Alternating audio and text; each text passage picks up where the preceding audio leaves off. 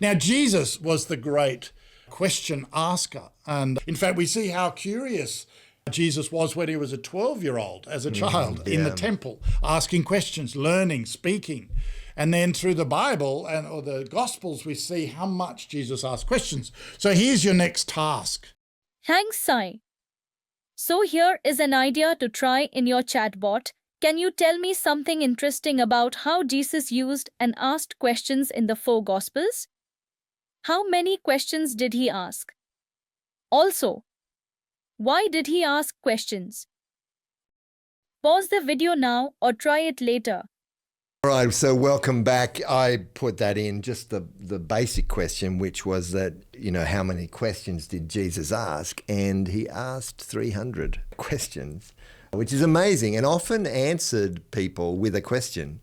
And I'm curious why Jesus did that. I mean, he knew everything as the perfect human, but he asked questions back. And I guess, why did he ask questions? One way was to get people to think for themselves, And so they were forced to think through who this man was or those sorts of things because of how Jesus asked the question. So it's interesting, and I found that some of the reasons why he might have, the chatbot said to invite reflection, so respond, to teach by engaging people, to challenge false assumptions, and to reveal the hearts and the motives. So in a way, questions get to the heart of an issue, and how appropriate that is for AI, of saying that better you can ask questions, the more you're going to get to the heart of what you're looking for. And I often ask ChatGPT or Gemini, I say, you sure that's correct? And sometimes it comes back and checks it and says, oh, actually, I made a mistake. Or, no, actually, there's more than that. So I also ask questions to kind of get behind what the chatbot has given me as an answer. I also sometimes say, where did you find that information? Or can you give me references for that? Or explain that to me a little bit more.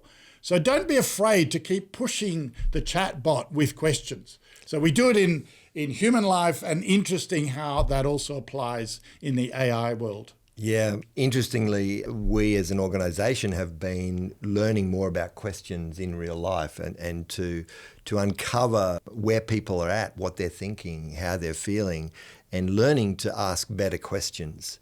And so we can actually learn from the AI world as we investigate different topics by asking better questions. We can do that in the real world.